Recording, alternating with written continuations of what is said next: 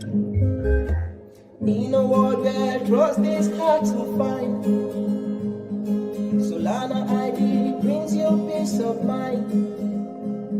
Your digital life secure and free, a place where privacy meets integrity. In a world where shadows used to reign, Solana ID brings clarity again. Your digital self in control, privacy that you were on a roll. Oh, with Solana ID you were in control. From the blockchain to the web we know. No more secret, no more lies. With your soul ID your reputation grows. Let's go once more. With Solana ID in control. From the blockchain to the web we know. No more secret, no more lies. With your soul ID helps your reputation grow. In a world where trust is hard to find, Solana ID brings you peace of mind. Your digital life secure and free, a place where privacy meets integrity. In a world where shadows used to reign, Solana ID brings clarity again. Your digital self in control, the privacy that you were on a roll.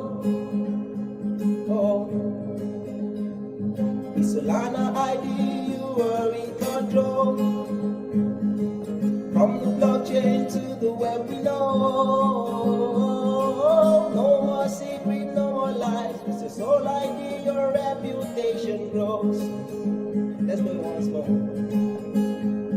With Solana ID you were in control. From the blockchain to the web we know. No more secret, no more lies. With your soul ID helps your reputation grow. In a world where trust is hard to find, Solana ID brings you peace of mind. Your digital life secure and free, a place where privacy meets integrity.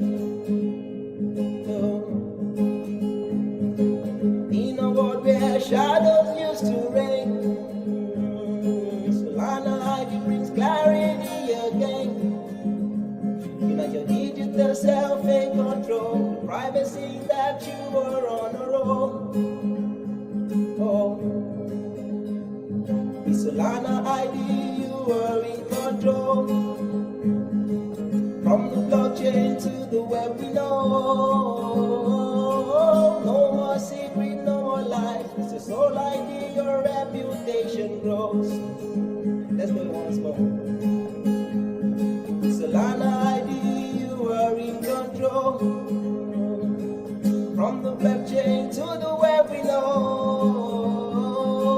No more secret, no more lies. With your soul ID helps your reputation grow. In a world where trust is hard to find, Solana ID brings you peace of mind. Your digital life secure and free, a place where privacy meets integrity. In a world where shadows used to reign, Solana ID brings clarity again. Your digital self in control, the privacy that you were on a roll. Oh, with Solana ID you were in control. From the blockchain to the web we know. No more secret, no more lies. With your soul ID your reputation grows. Let's go once more. With Solana ID you were in control.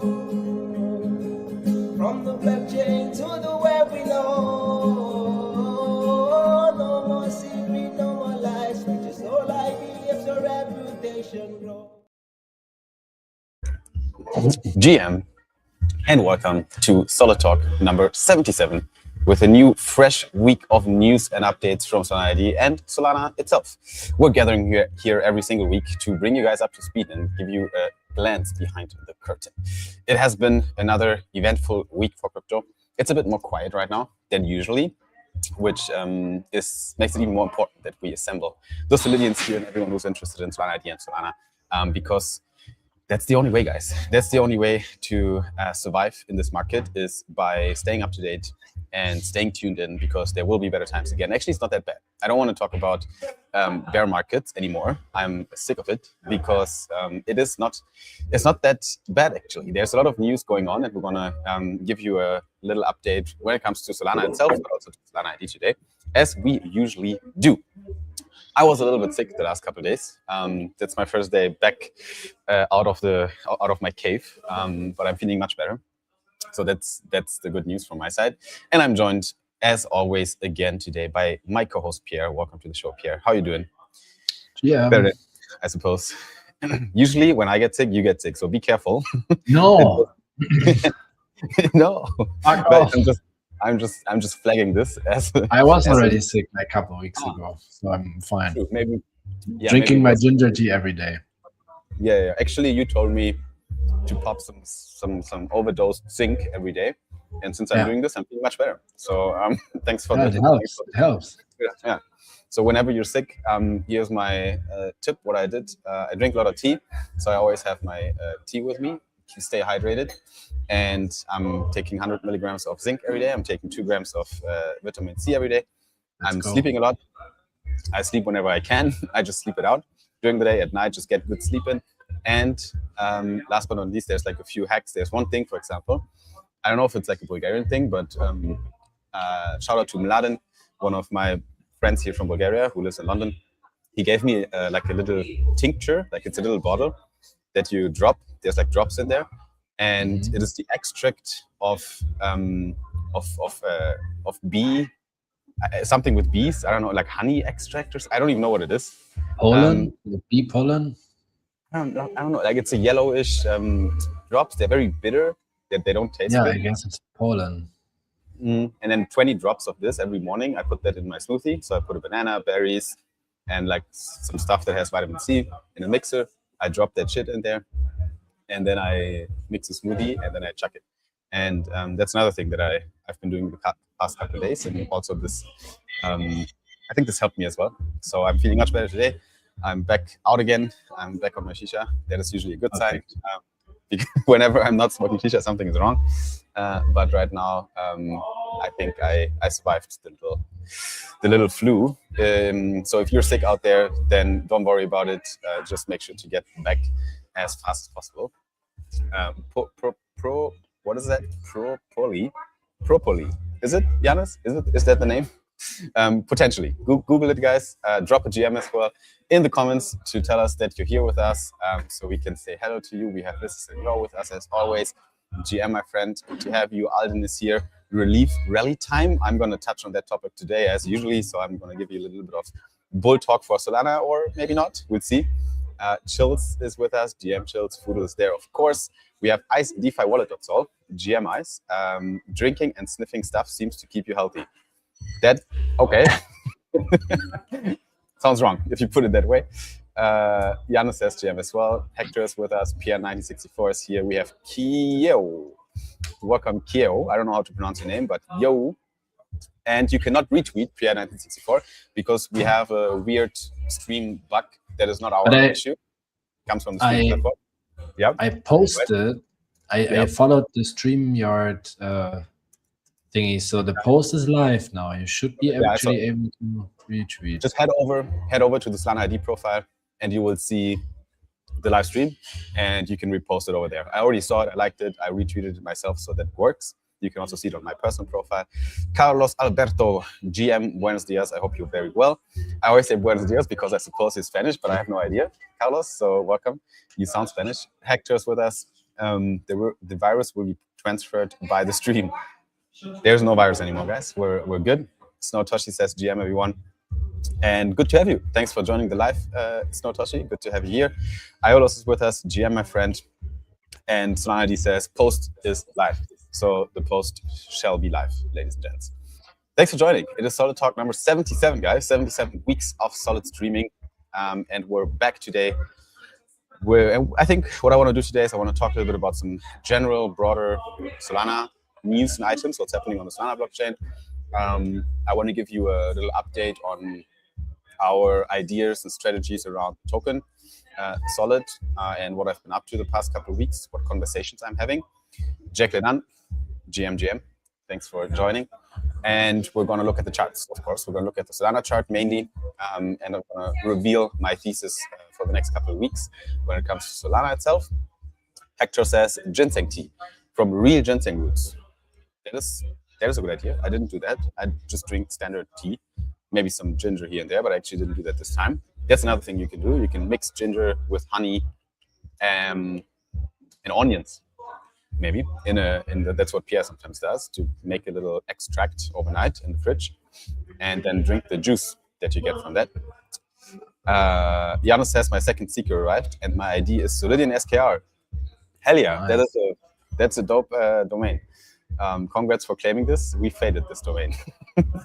I think mine is solidsimon.skr, if I'm not mistaken. So that's how you can find me, because I finally have my seeker as well, but I've been not using it the past couple of 2 weeks, I think. I should probably be more active with it. It's one of these things that you fade, and then when there's an airdrop or anything going on, you're like, fuck, I should have used it more. But then you're not using it, because obviously my main phone is an iPhone still. Keo says honey garlic. That is another good idea. But yeah, Pierre, you're feeling much better, right? Overall, I think the past times when I saw you on call, after you had also troubles the past couple of weeks, you seem fine again. I am doing okay, I would say. Yeah. Because I'm very distracted with work, so I don't think so much about that's good stuff. I mean, that's good as long as you're healthy. Because I think, for you, it's a lot of times mental as well. So keeping yourself distracted with the goal in sight probably helps. Yeah, I would even say over the last week, my PVCs, the hard stuff, the skip beats. Yeah, I think it's less. Or I'm just used to it now. I don't know. I cannot tell the difference. I don't know. Yeah. I mean, I wish everyone out there a lot of health, because that's whenever you're sick, that is the only thing. A sick man only wants one thing. Exactly. And a healthy man wants 1,000 things. Exactly. It's very true. Yeah. Very true. Why don't we start today with a glance at the markets? I think we should open maybe with that. I think over the last week, just to give a few updates here, we had headline inflation coming up. So CPI data came in. That's usually when US announces CPI, the core inflation data. That shakes the markets a little bit. And it came in softer than people feared, which is good. 2.4% from 2.7%, so down. That eases a little bit the fears of the markets. And it also might introduce more chance for further rate cuts. The same happened also not just the US, also the European Union. Inflation data is drifting down. Always a little bit with a pinch of salt, because you never know. You have to look at the full picture. Only inflation data can be distracting. But if we look at the markets as well, global equities also are grinding a little bit higher over the weeks. We have still obviously big companies and the AI meta, which is kind of a little bit of a bubble scenario where people are fearing, is it a bubble or not? So that is definitely still there, because right now markets are hot, I would say. Even though we had a drop not only in crypto, also in commodities and stocks, but still markets seem very highly valued at this point. And right now we don't see a chance of an imminent cut for rates. But I think with the CPI data it increased the chances at least a little bit, We can check the poly market data for that as well. And yeah, let's take a look at the charts actually as well. Let me open my Solana chart and throw it on the screen here. And let's see what's happening here on the prices right now. We've been tracking this since ages now, and the macro picture usually doesn't change, which is why you should zoom out once in a while, because it looks much cleaner and it makes sense if you zoom out. Actually, nothing is surprising on this chart, and I keep saying that because it is true.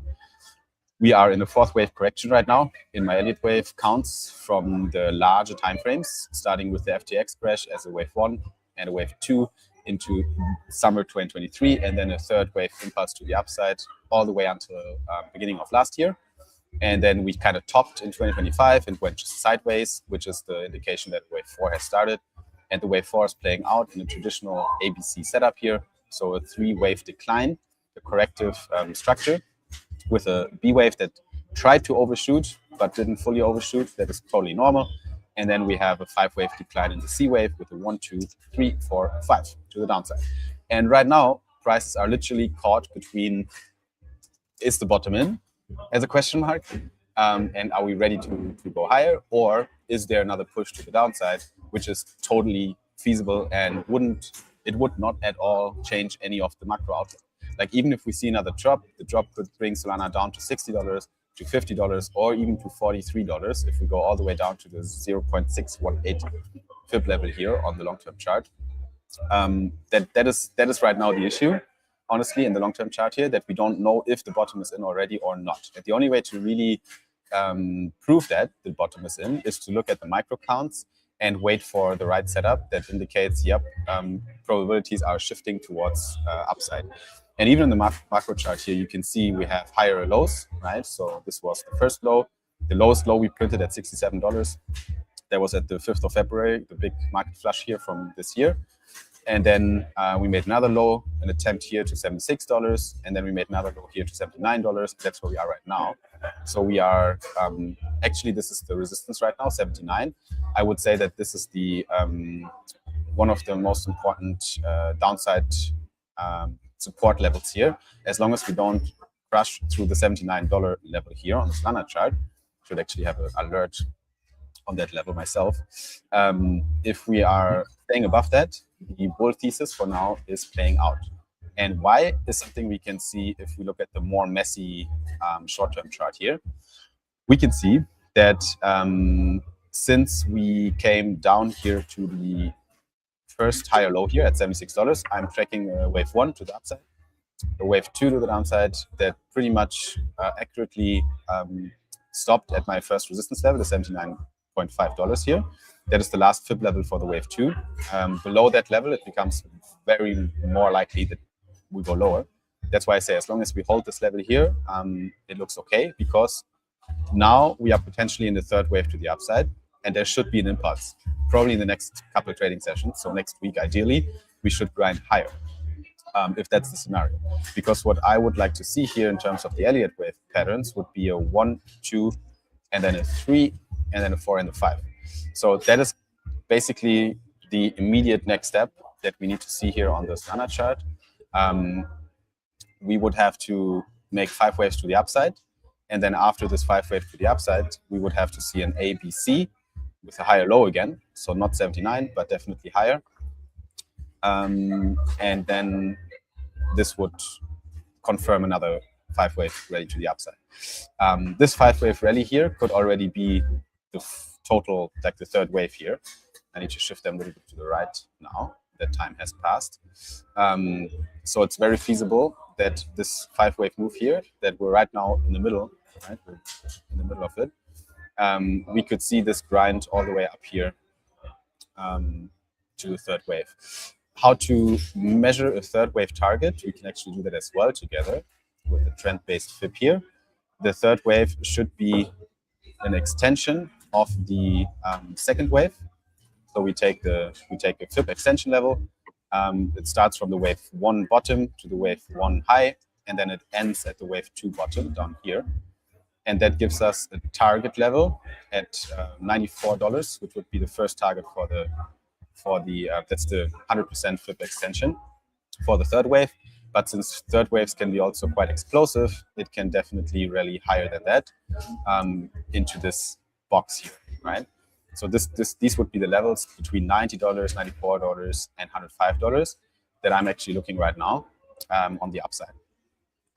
As long as we're holding above $81, which is right now the wave 2 in the sub count here, this stays feasible. The more we grind sideways, the longer we wait for impulses, the less likely it gets over time that this scenario is playing out. Right now, it is probably higher than 50% probabilities that we're seeing a breakout to the upside, a further breakout to the upside.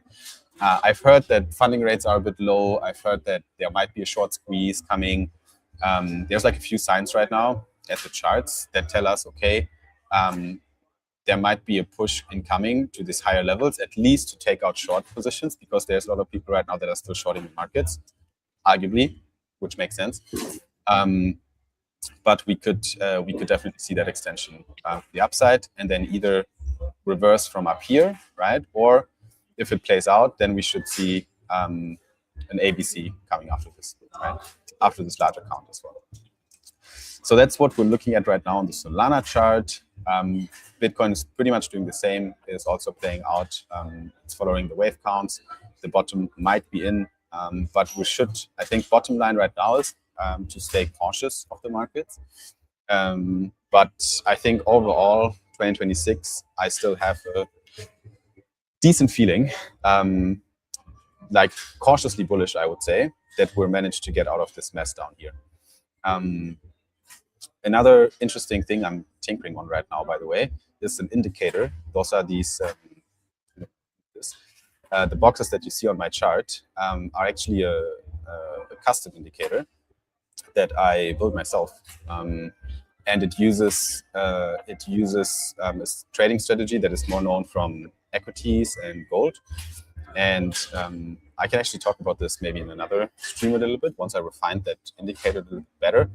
But it gives you very clear support levels. You have support zones, red boxes. You have target zones, green boxes, and you have reversal zones. Those are the first reaction zones. Basically, when the price taps into the blue zone, then you can expect higher chance of a reversal.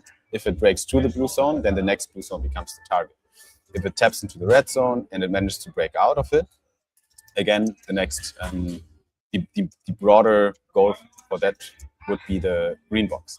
And as you see, $105 here for the green box, it nicely matches what my FIB extensions that are based on the Elliott waves are actually suggesting as well.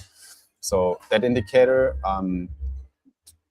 without diving into the math behind it and why it works, maybe I'll do that in another stream. I need to prepare a bit better for that. But it works really well right now. I'm just testing it for myself. And if this indicator works out really well, then that would be something actually that I can also publish and make available for people. So you can find it in the TradingView indicators and use it yourself. Because so far as you can see, the red box here has been very good resistance. It provided resistance, but the market is going sideways. It's choppy. So that's the problem right now. We still don't have a clear indication that it breaks out.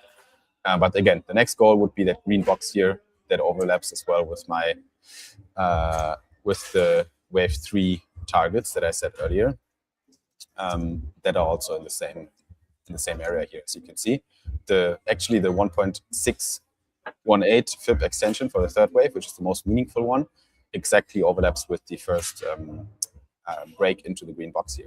So that's actually a very possible target level for a bullish push. Again, no financial advice. Take this with a grain of salt. The markets eventually do whatever they want. No one knows where they move. No one, literally no one knows it. Even the insiders, they can pull a few strings, especially on the crypto charts, but also they are able to be wrong. So yeah, that's the quick update when it comes to markets and prices. Oh, yeah. Here. So overall, I hope everyone is still doing okay in this market. But again, I don't want to talk too much about bear markets right now because we've been here before. We've been in much worse times, and it's not as bad as it seems on the charts. When we're back in the bull, I think it will become everyone's going to be like, oh, I should have known again. Have you seen Sol Big Brain doing anything? Like he's usually, there's like this big brain indicator. Whenever this guy posts about buying something, everyone gets like, okay, this is the bottom is in. I haven't heard anything from him for the past couple of weeks. Have you seen anything? No, but I'm probably also the wrong guy to ask. I'm not so much into but I don't even I guess I follow him, but since I'm not super engaging with the whole trading meta, maybe I don't even see his posts so much. Fair. Maybe the algo's not showing to you, but yeah, like he's been quiet the past weeks. Maybe because he bought already most of his dry powder between $140 and $150. That's the last time I heard from him, I think. But maybe I'm wrong as well. I haven't seen his posts in the past. Do you think he ever short Solana? Nah, I don't think so. Maybe, I don't. You really don't think so? I mean, I don't think it's a trading strategy. It's not. You can short Solana. There's nothing morally wrong with that if you just want to play the markets. You know, like the bears can make money if they are accurate on the timing. But the overall trend for crypto, especially if we were talking about a pool clip like Solana, is up, right? So since Big Brain is, I think he's doing spot buys only. So I don't even think he shorts. The only thing he does is he sells at tops, which is totally fine, right? He takes profits when we're up, but he's not shorting the market when we're up because you never know how high we go. The thing is, just something to keep in mind, guys. If you zoom out completely here, and I go on the weekly view to give you the deserving bull talk here about Solana. All this here is super meaningless right now if you zoom out on a weekly chart in my long-term chart here, because if we are right now in this fifth wave to the upside from this larger fourth wave correction here, then the next targets are literally $1,000. Like that is literally the next. And it sounds ridiculous right now, but it won't sound ridiculous once we're pushing higher, once we're in a proper bull. That is literally what the chart suggests here. We're not gonna trend sideways forever. If Solana keeps pushing, and right now the fundamentals are just too strong. Like you can't tell me that there's no competitor right now in the blockchain space that is a real competitor for us.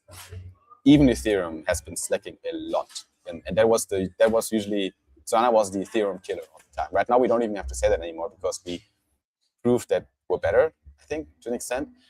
Or I don't want to say we, because I'm very agnostic. I think Ethereum also has a place to win something, but I just don't believe in their thesis since months or years.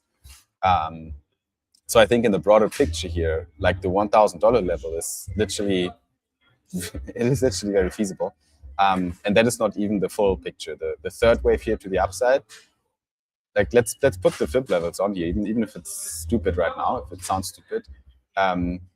But if we go, where is it? We go here from the wave 1 low to the wave 2 high. Yeah. Okay, this is that third wave. Actually, I need to do a different count. This third wave here started down there, actually, at the very beginning of Solana, which is difficult to measure with flip levels, I guess. But yeah, those are the target levels, which is, yeah, sounds ridiculous.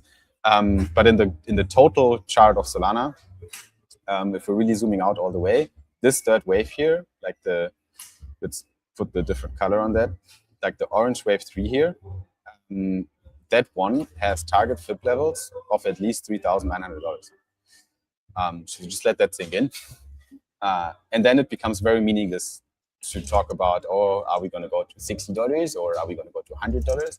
Doesn't matter in the long run if that's the asset that we're looking at, really, right? If that's the target level for the golden scenario here, then yeah, like we're going to eat well at some point. If we're in this ecosystem and we stick around. Obviously, we see people leaving right now, which is normal. People go wherever the meta is, and right now the meta is in AI. But it doesn't mean that crypto can't benefit from AI. And I think we're a very good example of that, because right now, every week we're giving you, and we're going to do the same today, we're giving you some updates of how we as a crypto company are using AI to accelerate. And it's going to, like, that's the thing. And I talked with Ashin about that. I had a live stream with Ashin this weekend. we talked about how there's like a huge overlap between the mental state of people in crypto compared to people in AI. It's the same people, really. Like, look at Pierre, look at me. Like, we went into crypto because we were excited about frontier technologies, right? We're excited about new technologies. We want to spearhead whatever is happening in the world that's going to shape the future of the world, right? That's the industry we're in. That's what we chose. We don't work in oil. We don't work in real estate. We don't work in these brick and mortar businesses, which are printing money. Don't get me wrong, but they're just a little bit more boring. Like, there's nothing essentially new happening. While when crypto was new, this was fucking revolutionary. And we're still in that same mindset right now. Just the world is a bit different now, right? Because the institutions are here, the governments are buying crypto. It feels much more advanced. But AI is, and that's what Ashen said, I'm quoting here what he said, AI right now is where crypto has been in 2019, 2020, right? When it still felt so new and there was so much fucking around going on. And things break, things work out really well, but back then it was the same. And AI right now is at this exact spot, really, in the narrative. And the same people that back then in crypto were amazed by the future potential of crypto are now also amazed by the future potential of AI. So that's why there's like this huge overlap. That's why your timeline is full of AI stuff, even if you're on crypto Twitter, right? It's because the same people. It's the same people. It's the same block of humans that are interested in both technologies. When we started to tinker with AI more heavily, all of us had the same feeling of, okay, this is revolutionary. And we had the same with crypto back in the day.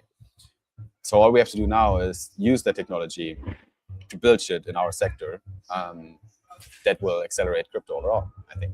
No. So that's a bit the analogy here, right? True, yeah. It's actually funny. Yesterday, my brother was here for a night because I'm helping him out with something. You know what I'm talking about? Yeah. And he brought a friend from Australia who lives also here in Manila, and he has a pest control company in Manila and also in Australia, in Sydney. So he's like, it's a pest control, like bugs and shit, like cockroaches and stuff. Yeah, okay. Pest control. So it's a very old traditional company, right? And he was very interested in new tech and AI, so we talked a lot about it. And then I just showed him how vibe coding works, because I saw in his face when we talked about it, he didn't really get it. Like, what does it mean and how does it work? And then I showed it to him and he was like, I can do that. I just talked to an AI that he does stuff for me. What the fuck?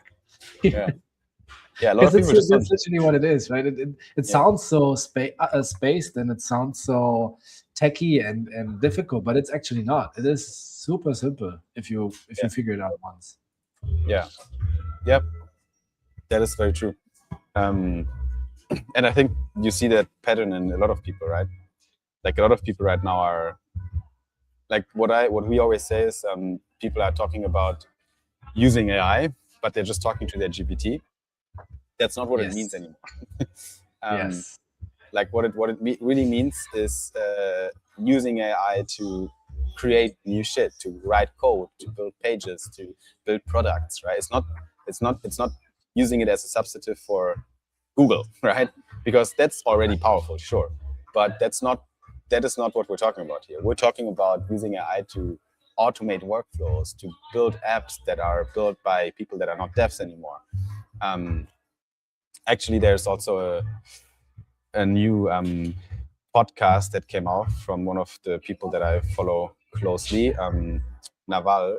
We talked about it before, Naval Ravikant, and he, I think he has a new podcast on AI, and I still have it on my list. I need to listen to it myself.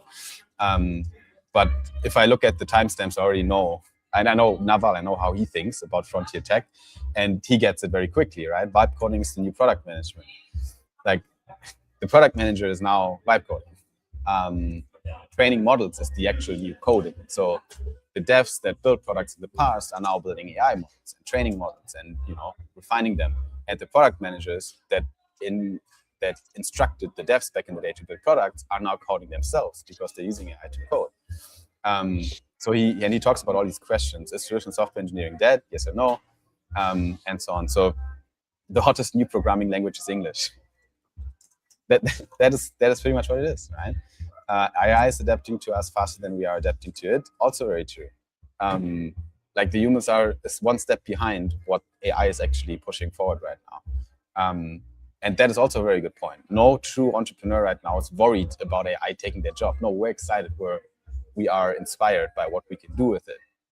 Normal people out there, and that is not I'm not saying that I'm looking down on them or something. It's just very, very realistically, my friends that are not in crypto, my friends that are not in, in tech, they're looking at this and they might be worried about their job because they don't see the bigger picture. But I said this before, like people probably were also worried about electricity taking their job when there was no electricity. They were worried about automobiles taking their job when there were no automobiles. They were worried about the printing machine taking their jobs when there were only handwritten books, right? Every time there's a new revolutionary technology emerging, people are first worried and scared, but then the natural course of humanity just lifts the whole society on a new level. The goal is not to have a job. That is, like even without listening to this, I want to tell you guys to listen to it. I'm going to do it today as well. It's on my list because I think there's a lot of truth in the things he says, and it overlaps with our views as well here that we have when it comes to AI. So yeah. Now, moving on, before we talk a little bit more about AI and some of the updates we have on tinkering with products, let's first do a quick recap on new things on Solana. Or actually, before we do that, I forgot to give a little shout out here to comment yourself solid. Guys, we're already 30 minutes in and I forget to say this, but you know the deal. If you're with us a lot, you already know that this is happening. So this is not news for you. Comment yourself solid means be active in the comment box. Talk to us. We see a lot of comments here. We see people talking about the prices. They are not ridiculous at all. My goals, because 1K Sol is not loco at all. We came from $8 to over 200 hectares, right?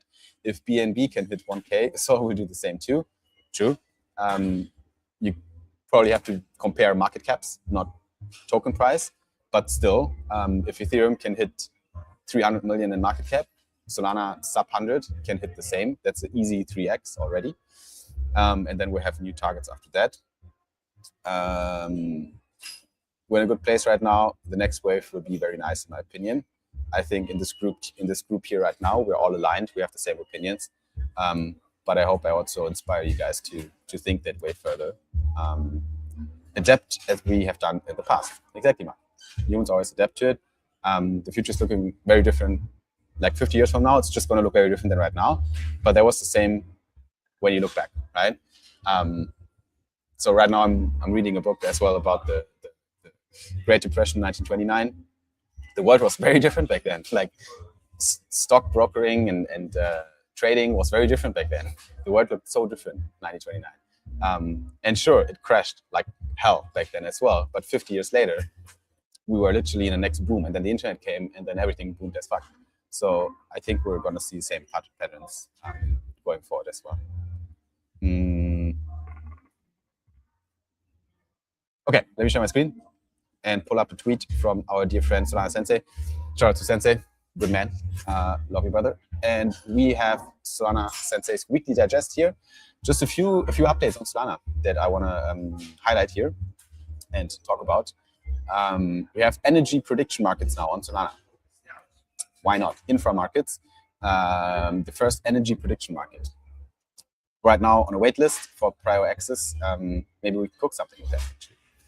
Maybe we can help to get on the wait list quicker. Infra markets bringing energy prediction on Solana. Prediction markets have been a super hot meta, cooled down a lot in the past couple of weeks as everything. Zora launches attention markets on Solana. Also very interesting. Trade any trending topic, idea, meme, or moment. I think that's what tokens are actually anyways. Zora has been on Ethereum, I think, for the past couple months and years. And now they launched attention markets on Solana because everyone kind of gets the fat app thesis, which is we had enough big apps on Solana that brought us users. So now all the other big apps are coming to Solana to get more users from our ecosystem. That is a clear sign of maturity of our ecosystem, by the way. Another trend that we are observing here is MCP servers and agentic services built out from existing apps. Phantom Wallet launches MCP server for agents. So you can plug in your agents to a Phantom Wallet now easier than ever and let them use sovereign money in the internet. That goes hand in hand with another trend, which is Solana commands 49%, sorry, of X402 market share. X402 is a new payment standard in the internet, especially for like to stream payments, so micro payments.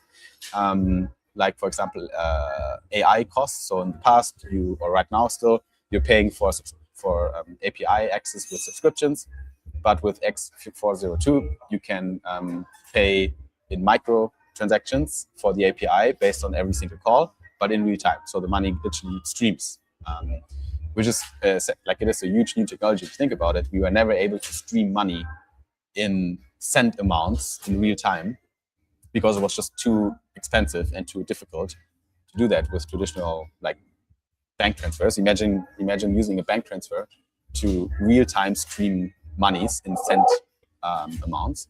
Doesn't work anymore, and Solana right now is definitely capturing the majority of the market share as well for X402, which plugs into agentic commerce as well, I think, in my opinion.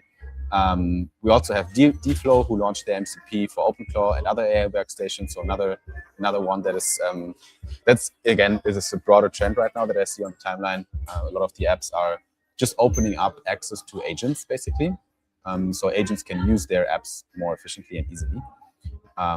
Probably an interesting idea as well to tinker around with the Phantom MCP server. Pretty sure that the other wallets are going to do the same as well very shortly. What else we have? We have Metaplex now unveiling their launchpad that they've been tinkering on since a while as well. And you can right now claim your handle, I think, at Metaplex already. It's still a bit ambiguous. We don't exactly know. They don't reveal everything. But at least there's waitlist. You can claim your handle on that waitlist. So I urge you to do that. We have a new hackathon as well, the Graveyard Hackathon. Have you seen that, by the way, Pierre? Do you know what that is? The Solana Graveyard Hackathon? I've seen some posts, yeah, but I don't know what it is about, actually. So basically, Lily, the president of Solana Foundation, posted a while ago her thesis that a lot of the initial ideas in crypto are kind of dead, which is like gaming, for example. Crypto gaming is kind of dead, it's not being used.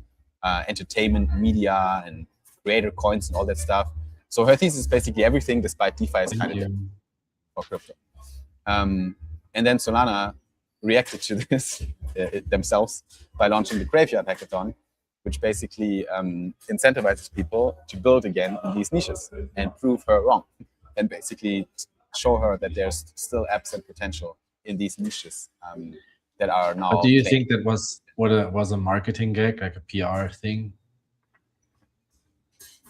No, I actually think that is. I actually think that they just used that moment to spin this up. It was not. I don't think it was planned with Lynn in the loop. She had no idea that they're going to do this. I think, okay. In my opinion, art, NFTs, on-chain social, gaming, DAOs. Crypto elites and trenches left is for dead, but the best time to build is when everyone else has left.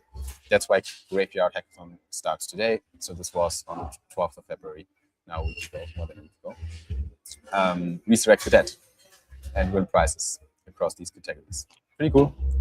Some of our friends here, 5K from Exchange Art to resurrect creative tools. We have Drip House giving something away. We have Tapestry giving something away. A lot of our friends. Realms is giving something for DAOs. Makes a lot of sense. Another piece of news here from the Weekly Digest. Our friends from Realms, by the way, also introduced group investments for launches fundraisers.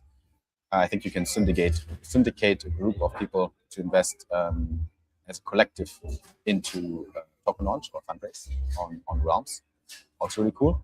And then we have Lightspeed, another new product that came out together. Blockworks and Solana Foundation are collaborating to launch Solana Lightspeed. And that is investor CRM, kind of, investor relations platform, where you can get a lot of good data at your fingertips available for institutional investors, fund managers, asset issuers, large token holders. So basically everyone with big bags. They now have a tool that is right now on the wait list. They already allowed a few of these bigger people access. I think only institutions so far got access for this, but that's also the target audience for that. The reason why Solana Foundation is pushing this forward, obviously, is because they want more big money to understand Solana and build stronger convictions around investing into Sol, the asset, or protocol tokens on Solana that are now having really good detailed data on Lightspeed.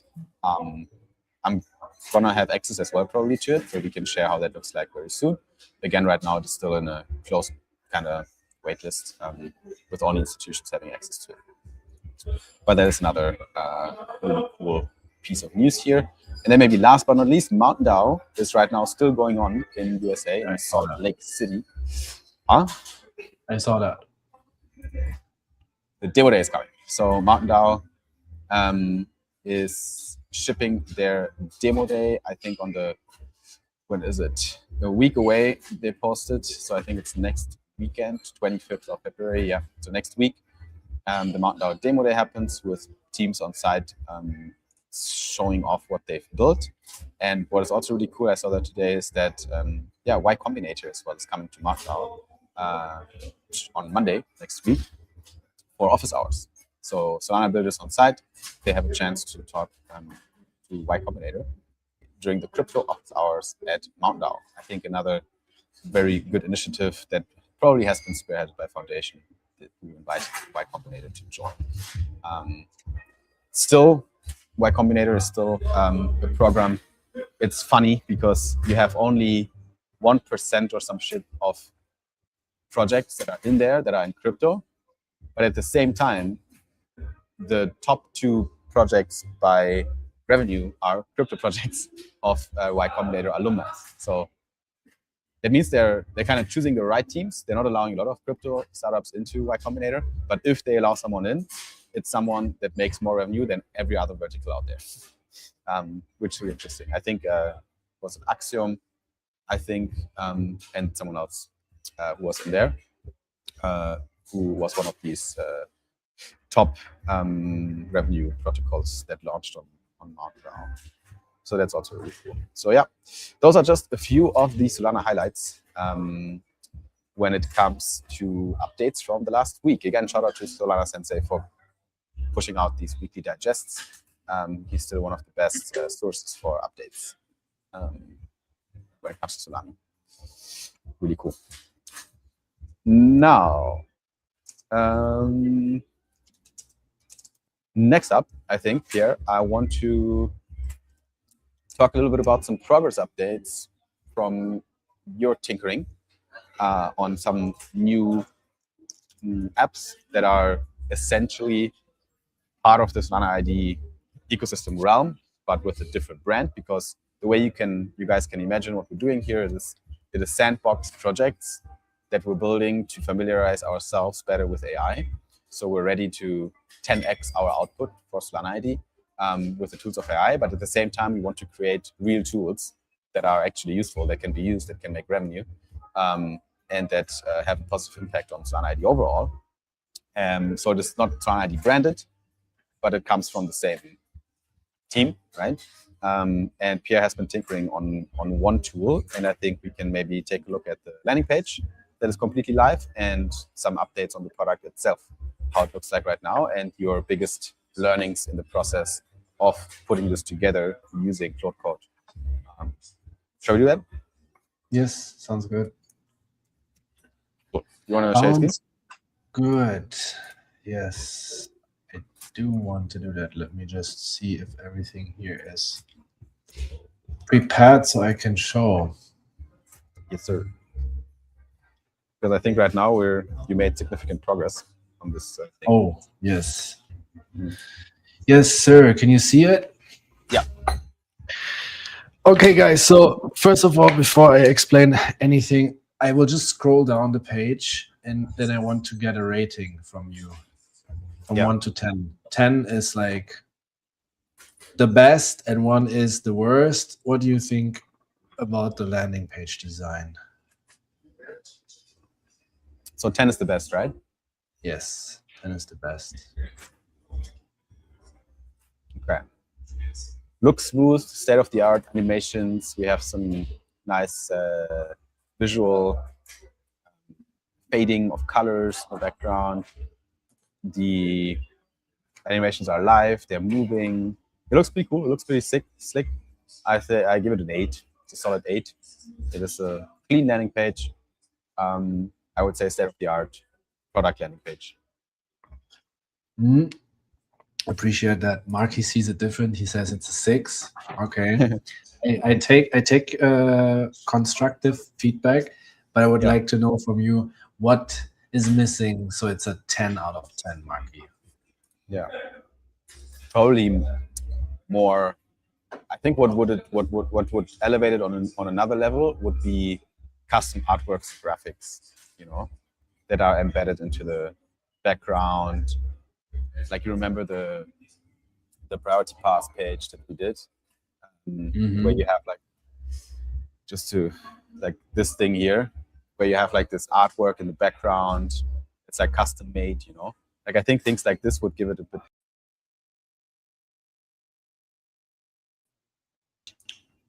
Right now, it's a really good page. Sorry, it's a really good page, but it probably lacks a little bit of art and character, I would say.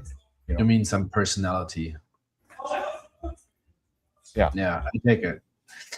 Considering that it took literally less than an hour to create that page, and all of this is based on how the product actually works, and it's interactive, even on a landing page here, I cannot really complain. And I didn't write a single line of code myself, right?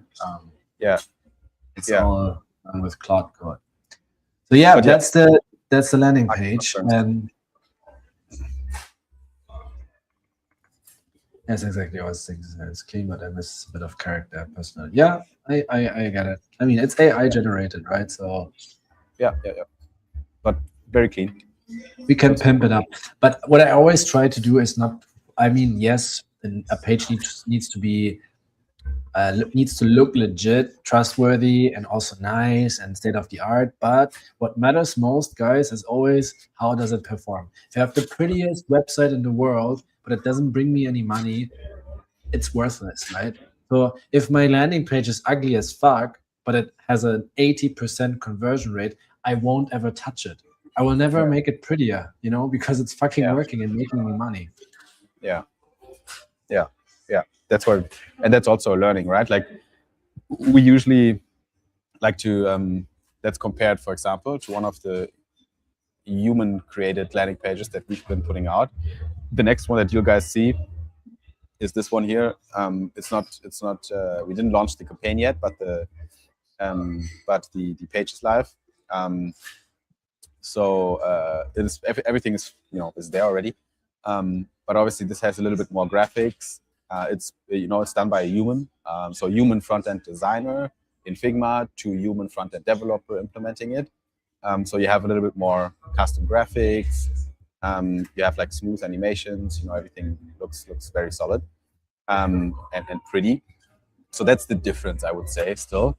But again, like I also, while like we won't look at this today, but I also built a template of this page here with AI, and it looks already promising. It goes in a very good direction, and I did that in an hour of work.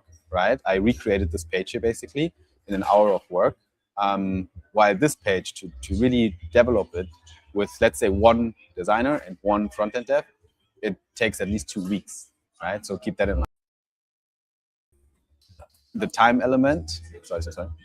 The time element and the cost element is something to keep in mind besides the performance as well. So yeah, definitely. Okay.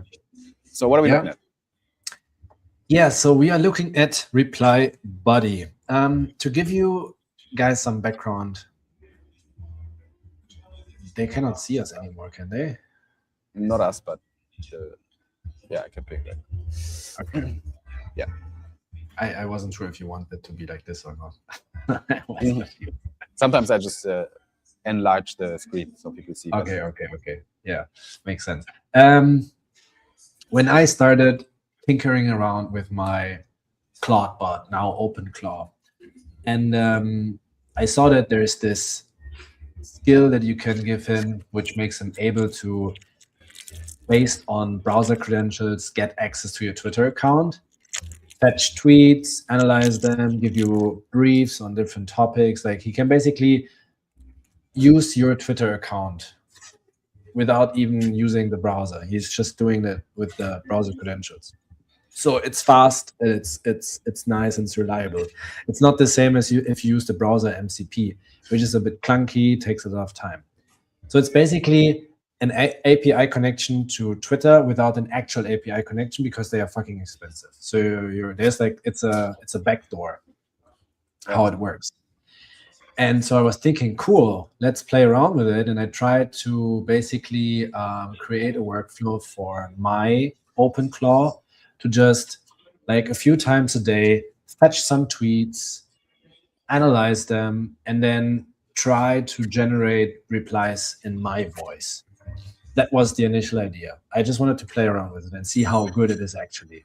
So what I did is I started with giving him a lot of data, like basically all my tweets from before. He analyzed lots of Telegram chats. He analyzed WhatsApp chats, Discord. Basically, wherever I talked before, he extracted my voice and tried to create the perfect identity from it to actually reply in my voice. And it was promising in the beginning, but for me, it was hard to actually see what he's doing, because he was just doing everything in the background. So I was thinking, okay, let's maybe have a dashboard or something so that I can actually see what data he's using, how is he generating the replies. And then especially for the beginning, I should be able to approve the replies or reject or give him feedback so that he can learn even better. So then the first ever reply guy dashboard was created, and it was like pure AI slop. It was full with emojis that looked completely shit, but it was fine because it was just for me. I didn't really care about how it looks. I just wanted to make it work. And then I was able to actually see the tweets that he fetched. I saw the replies that he generated, and then I could easily say, okay, I want to approve this, I want to edit this, and I want to reject this. And then he wasn't really learning from it. So I was tinkering around and around and around, and then we found a system how he can actually learn from my feedback and improve himself. And then over a week or so, it got so advanced that I was thinking this is actually something that could be a product, because now I already have this local dashboard. I can only run it on my computer. I can't give it to anyone else. And then I created like the MVP version on my computer first, and then I switched everything to the cloud. So it's running now on Versal, it's running on Supabase, on Railway, and it's a full-ass software as a service product at this point. I only gave Simon access, and I'm testing around a little bit with the Solana ID account, but it works. And so the problem that mostly Simon saw more than me is that especially the guys from X, Nikita, they don't like AI-generated replies, right? And I also don't like AI-generated replies if they are shit, if they are just generic. But my vision, my idea was to actually find a system that gets as close as possible to how Pierre would reply, so that I can focus on work, but still be active on Twitter. And people won't even notice because it actually sounds like me, right? Because that's what founders want. That's what all the reply guys want. That's what the protocols want. They want to be seen. They want to be active. But they don't want to spend hours and hours on Twitter every day, because then they won't focus on their work. And we all know how easy it is to get distracted and lost in the feed once we go to Twitter to just be active for a little bit. And then it's like 2 hours later and we are still there, locked in the deepest rabbit holes about AI and whatever. So it is very distracting. So what Reply Buddy actually does for you is a very well organized dashboard where you can go a few times a day, and either you use scout mode, where you just fetch a bunch of tweets and you create the replies yourself if you want. You don't use AI at all, and then you post the replies, and then you go back to work, which means you won't be distracted from the feed because you only see one post, you reply to it, it's gone. So it's like an inbox that you work through, and that's it. You can set schedules, so it will automatically fetch them, and then you just go there, work through them, fuck off, fuck again. And then once the bot actually learns how you write, you can, if you want to risk it, you can activate buddy mode. So it will then have AI features and will actually generate the replies for you. You still have to approve them or reject or edit. And then once you're more in advance with this and you think the bot is actually ready because your approval rate went up to above 90%, which means the bot is now able to nail your voice like almost every time, like 9 out of 10 replies actually sound like you, then you can activate autopilot, set a schedule, and then he will do everything automatically. He will go to Twitter 4, 5, 6, 7, 8 times, how many times you want. You should not, exaggerate it because then you will get banned. It needs to still be like a human. And then also the way it posts is basically, it doesn't post 10 replies at once because that would be super suspicious. It just randomizes them. So if he pulls 10 tweets, writes 10 replies, the first reply goes out directly, and then the remaining ones, they will just be posted over a random amount of 30 seconds to 2 minutes. So it's more like a human behavior. That's what it does, and that's how it evolved. It was an idea from me to basically use my OpenClaw and try to automate my Twitter, and then somehow over the last 2 weeks it turned into a product that is now ready to be used. So that's the background. I yapped a lot, and it's not just this fancy landing page that you can see. We can actually log in and use the product. Nice. If you are whitelisted. So right now it's just me and you who is whitelisted, and the Solana ID account. Gotcha. And then in the dashboard, now you basically, what are the core functionalities? Yeah, the core functionalities is pretty straightforward. The queue is like your inbox, right? Right now, if I go to settings, I am in scout mode. Scout mode means no AI features at all, right? So when I hit the find tweets button, it will just fetch tweets for me, and I can walk through them. And the way how it fetches tweets is based on your volume. So you can set how many tweets you want to fetch. For now, it's hard coded. You can either say 5 or 25. I can even bump it up if I want to, but I think that's already a lot, 10 to 25. You can say how old the tweets are, or the maximum age of the tweet. So you don't want to get any posts in your queue that are older than 30 minutes. So you only get like fresh tweets. You can set an author cooldown, so it won't fetch tweets from the same author within the 4 hours. So if you already engaged with someone 2 hours ago and you do another fetch, he will just skip that person so you don't, feel spammy for the other person. Yeah. Then you can auto-like. So every time you write a reply or the bot does it for you, he will also automatically like the post, the initial one, or you can disable it. Here you set your time zone, but it actually detects the time zone yourself. So for me, it's correct. You can also set the languages so that you make sure it actually only fetches posts that are written in a language that you can also understand. Because in the beginning, some random Chinese posts ended up in my queue and I had no idea what they're about. So I enabled this language filter, and now I only see English or German posts. I can also set some keywords. So for example, these keywords, if they are in the post, my bot will just skip them. He will never pull these tweets into my queue because I don't want to engage with them. This is the subscription. Since I am already on it, on the trial phase right now, it's active for me. and then you can delete your account here. Here you can set a custom schedule, you can delete schedule, or you can add new ones. This is where you add your credentials, but there's like a full ass onboarding flow if you have a new account, which will walk you through very nicely, very easy to understand. So that's Scout mode. And then here you set your targeting, right? From who do you want to actually get tweets? And this is fully synced to your Twitter. So if I click here, it will fetch all lists that I have on Twitter, and then I can just select them if I want or not. Same with here, I can enable my For You page or my following. I can add a block list so that it never engages with these accounts.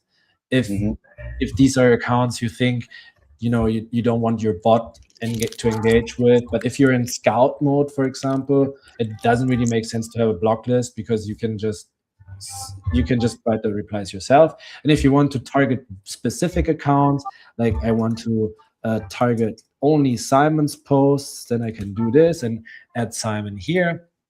So this is basically how the fetching works. You set your targeting, you add your settings, and then you start fetching. So I click here now. I already have 15 in my queue that I haven't worked through yet, but let's get just another bunch of them first. So it's literally that. I think the name right now is really good because it is a reply buddy. It's a tool that you can use to improve your reply game, basically, to help you be more efficient when it comes to replying. The whole idea is to lift some weight off your shoulders and make your reply game more efficient at the end of the day. Even if you're just in buddy mode, where you have a curated timeline of posts that you want to engage with. You don't have to, it's like pre-filtered, right? So it channels your focus to things you actually want to reply on. And then it even auto-generates reply ideas, right? You know how sometimes you go to a tweet on Twitter and then you click the grok icon to kind of understand the tweet better, and maybe you use the grok AI itself to come up with some ideas for good replies, even to get some inspiration. And then you write your reply. This is a more automated form of the same thing, much quicker, where you get immediately in your voice already a pre-written reply idea, and then you can edit it, you can use it as inspiration, or you can just send it as it is if you feel comfortable with the way it talks. And then over time, the more you use the tool, the more feedback the buddy will accumulate of things you want to do or you don't want to do. Maybe it creates too many emojis, so you give the feedback, hey, I don't want so many emojis, things like this. And then over time, after a couple of days, it will sound even better, and you will maybe reach a point where you can go on autopilot and have the reply buddy shoot a few replies as well for you without overwatching it at all. So, but you have to unlock it, right? You have to get there first. You have to earn it. I haven't even earned it yet. I'm at 60% approval rate right now, and if I want to activate autopilot, I can't, right? Because it will only be enabled when I reach the 90%. Yeah, cool.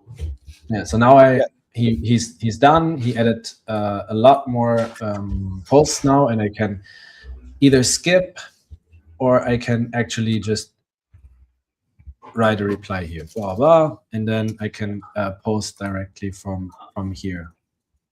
Yeah, you don't even have to open Twitter. Exactly. And you see how old is the post, you see how many engagement did the post already get. Here, this is also nice to see. This is a sensitive flagged topic, because if you go here in my settings, you can also set some keywords. If it's like religious or about, I don't know, some political stuff, he will show you that. So especially in buddy mode, you can be a bit more careful with this. Maybe he writes something about religion and you don't even see it, but then if you interact with it, he will learn from it, because every time you reject a post, you give feedback. Every time you edit a post, he will learn from the edit. So for example, this is how the training page works. He has already collected 9 out of 10 feedbacks now. If you reach 10, he will run an auto learning process in the background and learns from your feedback, and then updates your identity profile. This is basically the heart of my bot. How he knows who I am, what opinions do I have about different topics. That's how he learns. Here are the hard rules, like no M dashes, no generic openers, forbidden phrases and stuff like this. All of this gets updated. Here you see this is what the bot wrote. This is what I've finally edited and then sent out. So he learns from all of this. He gets better over time. And then once you are confident that he can actually mimic you, you can try the autopilot mode. Cool. So what are the next steps for people watching? What are we going to do with the tool going forward? And because it looks fairly done now. It's kind of, it is working. Everything is built out. So I think we can probably move into the next phase where we actually open it up beyond whitelisted accounts, right? Yeah, it's a good question. I guess with something like this, we need to do it a bit curated in the beginning. Maybe let's say 10, 20 people whitelisting. They get a whitelisting so they can play around with the product and give feedback, because all of this is vibe coded, right? I run multiple security audits, and we did some stress testing, but in the end of the day, I didn't write a single line of code. So I need to be very certain that the infrastructure holds up a lot of users as well. So I think for the beginning, it would be good to do a whitelisted round where a few people can get access. They just bring their own open router key, which you need to power the AI features. And that's basically it. Yeah, cool. Yeah, I think that's probably what we're going to do next. So if you're listening to this right now and you think it's interesting, then you can, in our community, you can find a way to get access. Just reach out to us, honestly. The best way is to text us on ID account or to get in touch with Cyber Brother. He'll be obviously one of the people that we're gonna let it test now. So Cyber, for you, this is gonna be a good tool to kind of start testing the app. So we're gonna help you to get onboarded, and then you can help to find other community members that might want to try it out, and then just let us know so Pierre can wipe with people, and then we can have a small testing group of 10, 20 people just trying out the tool before we open it up for general access. Yes. So whoever is interested in trying the product, just reach out to any of us. Yeah. So if you don't have our contacts, then Solana ID main account or Cyber Brother can help to give access. Just talk to us. Cool. But yeah, any learnings that you had while working on this? Because it was produced solely with Cloud Code terminal, right? So you opened the Cloud Code terminal, and then you started to work on the product. Any major learnings from that process from yourself as the guy who tinkered on it? Yes, a lot of painful learnings, I would say also. AI is amazing. It is crazy. It is really amazing. It's mind-blowing what a single person can do in 2 weeks. I built this in 2 weeks, the whole thing, like from first ideating, playing around, to actually having a full-blown Stripe integrated product that I can now sell if I want, if my Stripe account is reviewed. But I think you need to get your plan straight. Like, you need to really nail it. You need to try at least to nail it. You need to think very, very hard yourself with the AI together before one single line of code is written. You need to exactly know what you want to build. Because if you're not clear about it, the AI will implement features that he thinks are good, or he will just implement a bunch of stuff that you don't even need, and then your dashboard and everything is like full of shit that nobody wants. That's how it worked for me in the beginning. But for me, it was good because the first 3-4 versions were just on my computer, local. They were not in the cloud. So it was easy. It was just local files. But if you want to actually build something for other people as well, because that was not my intention when I started with it, start using cloud services like Versal, Supabase, Railway early on, because it's a pain in the ass if you start fully on local and then merge it later to cloud services. Because, for example, we had to write the full code for how the dashboard looks different in Next.js, because the code on my local computer was written completely different in some, I don't know what language. So we had to merge the code. And that took a while, and then some functions broke that worked before. That was a pain in the ass, so I had to actually test everything again and make sure it works. And always update your docs. Like when you work on something, make sure you implement a feature or like 1-2 features, update your docs. Because 1 compaction, 2 compactions, maybe 3 compactions, and there's so much context lost that he doesn't fully remember what you did in the beginning of the session. So make sure your documents are like always up to date, so there's no gap in the progress of your project. Because sometimes he doesn't check the full documentation again, and then he thinks that the product looks like this, while the code looks actually completely different already. It's like 2-3 versions behind in his knowledge. So that is very important, yes. But other than that, it's just trial and error. Like when you see he did something wrong, like something very stupid. For example, in the beginning, when he implemented a new feature, he always forgot to make it. It's called optimistic in the front end. When you click a button, it needs to change directly in the UI, like a toggle, right? You click the toggle, it needs to switch. If it's pessimistic, it will wait for the backend call to change actually in the database. And then it takes like 1-2 seconds until the UI changes. But that's a shitty, clunky user experience, because you as a user don't know, okay, did it work now? Did it not? It needs to fire instantly in the UI. So it needs to be optimistic, which means you see the change in the front end directly, and then the run in the background happens in the background. You don't even notice, right? So you don't care as a user. And in the beginning, every time we implemented something new, he always forgot about that. So when you see these patterns, you just tell him to create a new rule in the docs that whenever he implements a new feature, he will now make it optimistic, and then it never happens again. So that's like you learn by doing with that stuff. Yeah, makes sense. Cool. All right, we're gonna move forward with that little experiment. So if you want access, let us know, and then we will have a small testing group of people and see if we have to change anything before putting it live.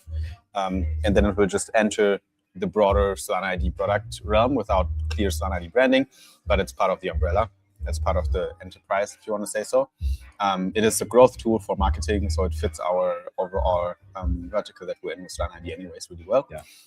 So I think that's very cool. Yannis asks a different question. I scroll at DApps and Seeker, and I wonder if there's space for Solana ID in it. And we've seen that question a few times now. So that is maybe also another thing we could work on. Very different product, because it's a mobile app for an Android device for the Solana Seeker that we would have to build, that is merged to the Solana ID backend, so that you can create Solana ID over there, you can access your hub and so on. So definitely a larger product, but I think it is totally feasible for us to fast track the development now of such a product with the help of agents as well. So that might be something we can work on as well. It's a good idea. We definitely take this now on the ideation board as well, and see if we can build out that product. So we have basically just a Solana ID mobile app for Seeker devices. So yeah, we hear you guys. I think it would be cool. Would be cool to have it. Maki says would love access to the reply buddy. So yeah, just reach out to Solana ID main account or cyber, and we'll sort that out, Maki. Cool. I think at this point now, Pierre, we should definitely have the NFT ready as well. Let's move on to the Solid Talk NFT, Pierre. Let me actually grab it first. And yeah, let's get to the distribution of that. So if you're with us here, you know what's happening. After an hour on the stream, at some point, we're going to enable the Solid Talk NFT claim process.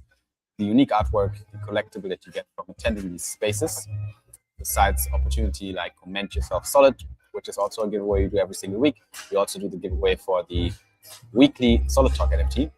And that is something everyone can get if you follow the instructions. So let's move on to that one now. Maki says, I see some projects have their D-app running in Chrome. I don't know if that's easier or if it's the same. Yeah, that's something we can figure out when planning the product. Appreciate the input. Yeah, we'll definitely ideate a little bit on this. Solid Talk number 77, and it's unique PFP, not PFP. It's unique NFT here. Really cool one. Solid Talk on the 21st of February. That's today, and it's time to claim. It is claim time. So if you want this unique artwork that is crafted for today's talk, then all you have to do is head over to our claim board. We're going to do that at talk.solana.id, where you will be able to find the Solid Talk number 77, proof of attendance. So, bless you, Pierre. Thanks. Let us know the code, and then we can give people the instructions.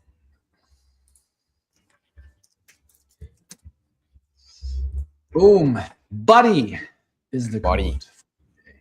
Awesome. So talk.solana.id is the URL, guys. Head over there, copy the wallet address of the wallet where you want to have that NFT in. And in the second field and the first field, you type buddy, all caps, and you click on claim. And this will help you to get access to this NFT for this week. Very straightforward. Make sure you are logged in to your Zilli account so you can finish that quest.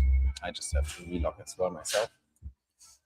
Talk.solana.id and buddy. Alrighty, I claimed mine. Worked really well. Quest completed.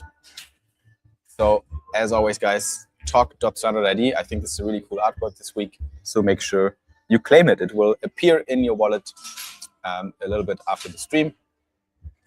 So make sure to submit your claim right now. The code is buddy, and the URL is talk.solana.id. This will lead you to the Zilli board. Awesome. Nice. This is a nice one. That's really cool. Now, towards the end of today's Solid Talk. Jacqueline Ann is also asking, how's the automation going for NFT distribution? Is that something that is still being worked on, or it's already, I think it's already. It should actually work in the background. So if it's not running, then I need to check my scripts.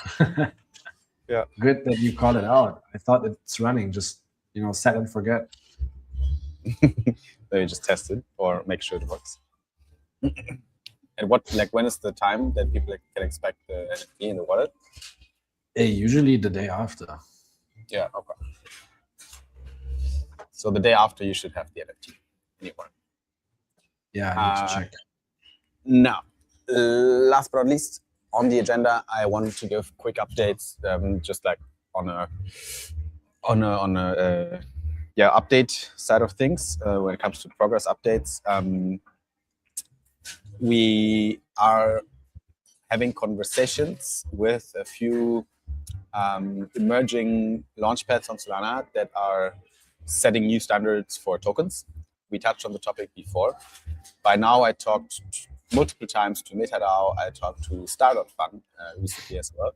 I talked multiple times to a new launchpad that is brand new on Solana, which is called Crafts.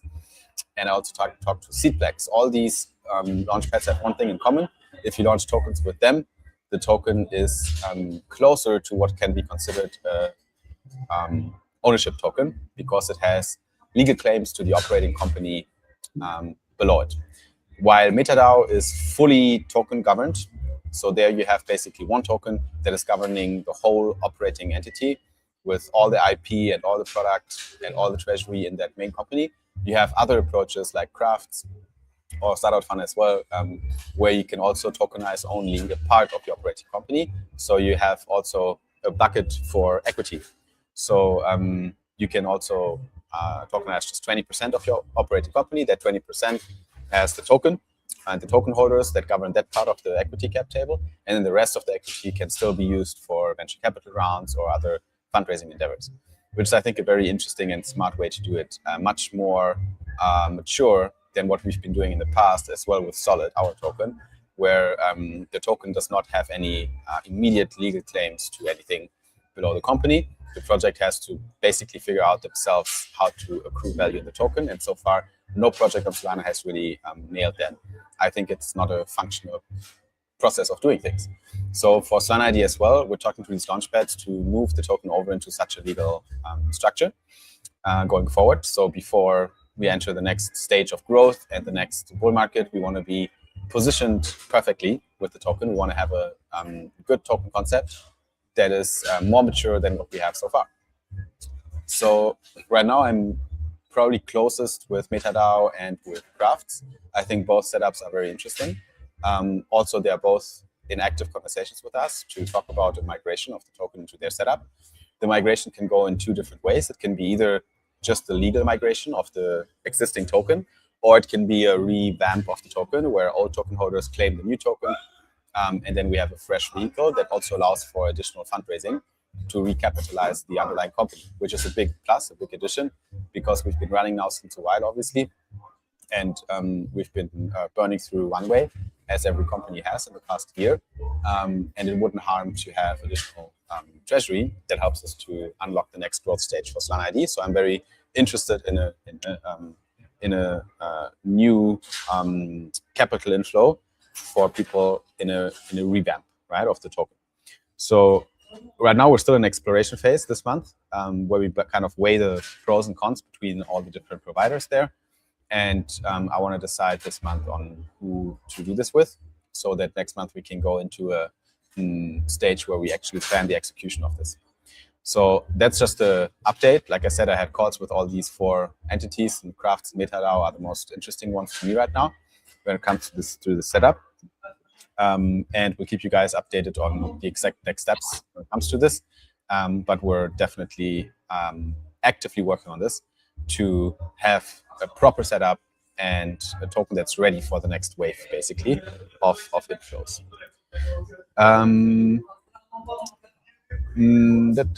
Few people also said we are behind with the NFTs. So yeah, it probably makes sense, Pierre, to check that. Yeah. I thought it was funny because nobody said anything, so I was thinking everything is fine. Yeah. So thanks, guys, for letting us know. We'll make sure that the NFTs that haven't been distributed yet are going to go out, and the new ones like today's is also going to find its way into your wallet. So yeah, once again, if you want to have this NFT, then make sure to head over to talk.solana.id and you'll get this week's Solid Talk NFT in the next days as well, together with the ones that are still pending. Talk.solana.id, it should work. Can't claim NFT. I think that was your fault, Yannis. You have to put in, the wallet in the second field and the buddy secret code in the first field of the claim process. Alrighty. Now, while we're talking, by the way, Solana is pushing a little bit higher. So let's see if my thesis is playing out here, because this is the target zone. I just saw that here, the blue zone. If we hit that, then my analysis here was actually correct. I don't know if this is going to happen over the weekend. We saw some weird moves during weekends in the past couple of weeks, so there's definitely possibility to see this happening. Right now it's 8 a.m., 9 a.m. in US. So that's actually right now the hour of the most volume, even on the weekends in crypto, because we are trading 24/7 here. We're not the Nasdaq. We are always open. Yeah, Hector says, nice to see Sol pumping a little on a Saturday. Yep. Always better to see it pumping than dumping.